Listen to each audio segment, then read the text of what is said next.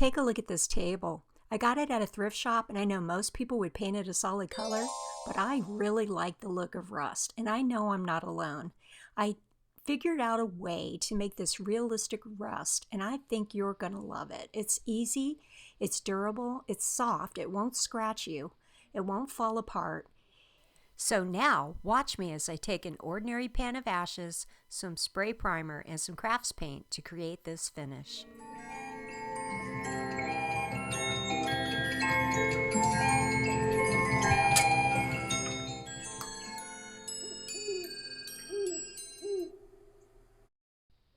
What I used were ashes from my wood stove and some inexpensive water-based paint and some spray primer and a flat finish. I had some real rust as a sample, and I used this unpainted tin with hearts on it to test out my idea.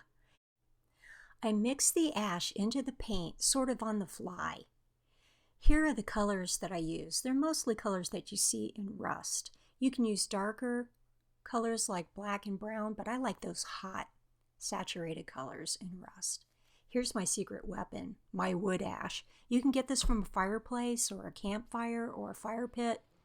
But once you get all your supplies together, this is how you do it.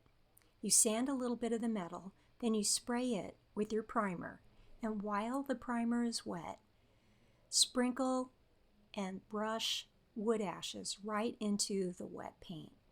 I didn't use a good paintbrush. I was surprised that the brushes cleaned up very well, but start with a disposable brush that's not really valuable.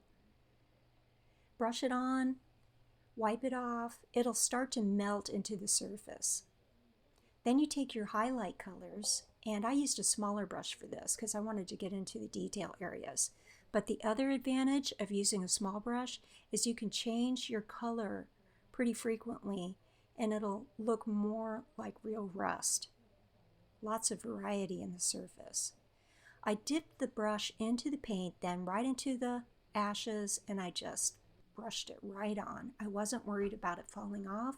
It started to melt and merge and create this nice matte surface, patina, that I just couldn't believe how good it looked.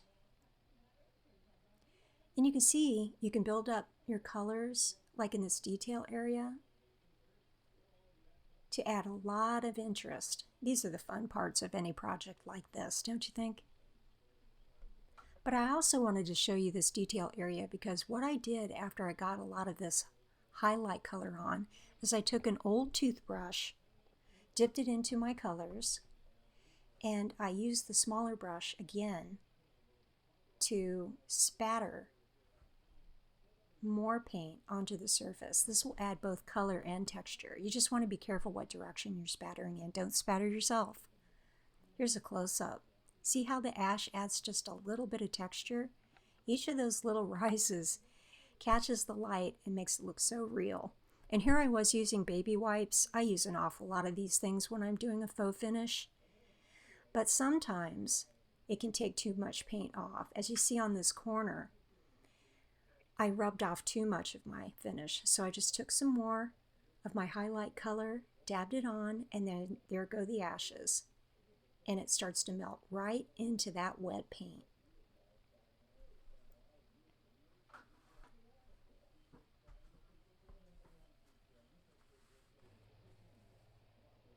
Here's another angle where I'm working on the smaller areas and sort of dabbing off the paint if it doesn't have enough ash in it. You want it to have that nice matte finish.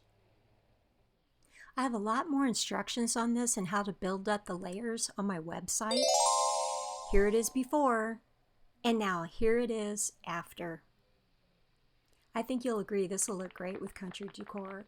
Work over a tarp so later you can just brush those ashes into your garden. There's a lot of plants that like ashes. Just check and make sure which ones do. Veggies like it, and blueberries and pine trees really don't like it. What do you think?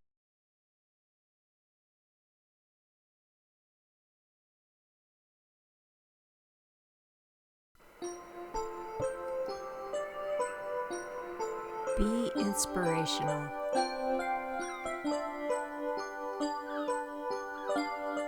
wonderful. Be surprising. Be sweet. Be creative.